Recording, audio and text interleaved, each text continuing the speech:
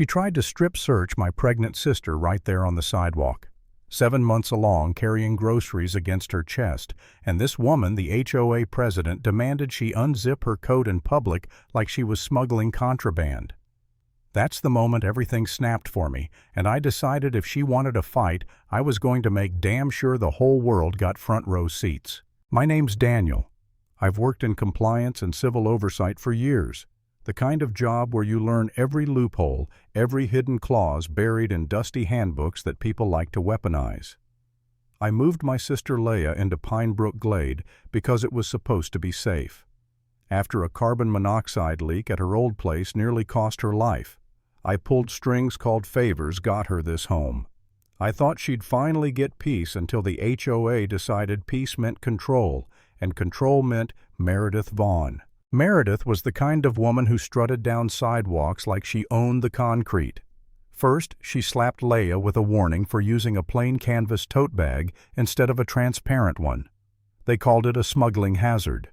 Then came a violation for loitering. She'd sat on a bench to catch her breath. Next was a letter about resisting wellness checks. And then, the showdown. I watched her block my sister with folded arms like a nightclub bouncer voice dripping with authority, demanding she expose herself. Leah's face turned red not from heat, but from humiliation.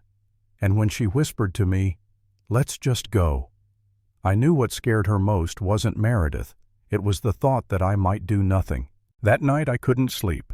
I rewatched the gazebo camera footage, the one they thought was dead, but I'd left a maintenance override on years ago. I saw it all again. Meredith's tone, the way neighbors walked by pretending not to notice, and Leah's eyes flicking toward me like she was begging me to step up. Abuse of power doesn't start with violence. It starts with paperwork, and Pine Brook Glade had plenty of that. The next board meeting, Meredith stood in front of her loyal lapdogs reciting her favorite words: safety, cleanliness, harmony. Harmony. What she really meant was submission. I raised my hand, asked if their shiny new surveillance policies were going through legal review. She brushed me off. I didn't back down. "That's not what I asked," I said. The room shifted. People murmured. Even her security guy, Deputy Troy Bellman, leaned against the wall like he'd just remembered something he didn't want to. Meredith escalated fast. Within days, Leah received a hand-delivered notice, Mandatory Resident Compliance Review. That's HOA speak for interrogation. The language was clinical. Possible fines, probationary status, loss of amenity access. My sister stood, frozen lips trembling, rereading the same lines like maybe the words would change if she blinked long enough. I pulled up the handbook section. 8.4.3 Residents can't be compelled to submit to non-medical screenings without incident reports. They skipped that part on purpose. Sunday night, Troy knocked on my door. Still wearing his HOA polo, but his badge clipped on now like he couldn't decide which role he was playing. He whispered that Meredith wanted thermal scanners installed to detect concealed pregnancies. My stomach turned. "She said that on record?" I asked. He shook his head. "Only in private meetings. But she'll push it through." He looked guilty. And for the first time I realized he wasn't blind. He was trapped. Monday morning, Leah sat on my couch clutching that compliance letter like it was a death sentence. "If I show up, maybe it ends there," she whispered. I hated hearing the defeat in her voice. For one ugly second, I thought about giving in. Maybe keeping my head down would be easier. Maybe I was making this worse for her. But then I remembered the look in her eyes when Meredith barked orders. That tiny flicker of fear, not of Meredith, but of me failing her. That's what pulled me out of the spiral. I wasn't just her brother. I was her witness. We walked into the review together. Meredith stood in a blazer, silver HOA pin on her collar, smile polished. "No external recording," she warned. I pulled out the law. "Virginia's a single-party consent state. I already filed your failure to respond to records requests." Her smile cracked. For the first time, she wasn't in control. She accused my sister of concealing her midsection. I cut her off. "She's pregnant. That's not concealment. That's anatomy." I demanded where wellness visibility appeared in the charter. It didn't. I showed them still frames from the gazebo camera. Meredith mid-command, Leah recoiling. Silence filled the room like a storm cloud. Harvey the treasurer shut his binder. "I need to see that footage," he said.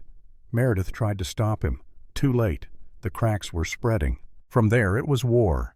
I built a timeline, collected testimonies, pulled receipts from neighbors too scared to speak before. Carol's autistic son fined for a meltdown.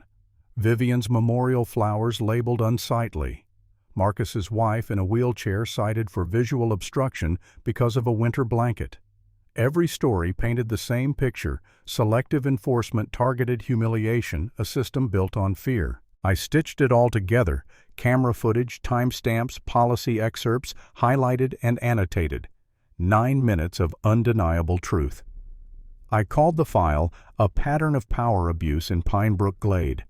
When I shared it with a civil rights watchdog group, they told me they'd stand behind me. That's when it stopped being personal. It became a case. The video dropped at midnight. By morning it had thousands of views.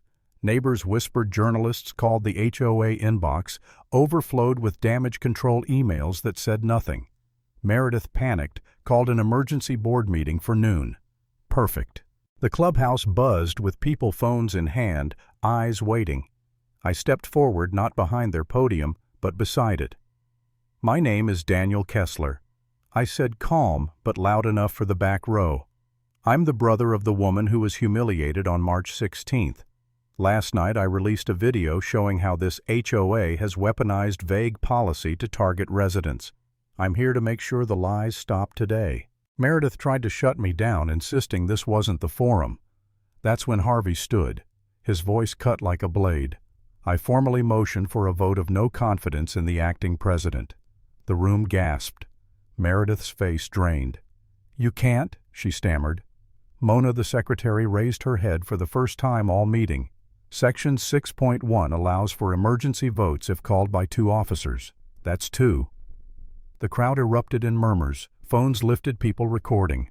Meredith spun, searching for allies, but found none. Residents stood one by one. Vivian admitted she'd been fined for planting marigolds at her husband's memorial. Carol said she'd been silenced under threats of lease complications. Marcus held up his wife's citation, the ink still sharp. Every testimony was another nail. Troy stood at the back, arms crossed, eyes locked on Meredith. He didn't speak, but his silence was louder than any words. Finally, Mona tapped her clipboard. "By majority vote, effective immediately, Meredith Vaughn is removed as president of Pinebrook Glade." The room froze. Then slowly, people clapped. Not cheers, just release. Meredith gathered her notes with trembling hands, stuffed them into a folder, and walked out the side door. No one followed. And just like that, the rain ended. You know, people always ask how HOA abuse gets this far. It doesn't start with strip searches or threats. It starts with silence, with neighbors looking away, hoping someone else will speak up. But the truth is, it only takes one person to say enough to break the whole illusion. And if there's one thing you should take from my story, it's this: unchecked power only wins when no one dares to challenge it.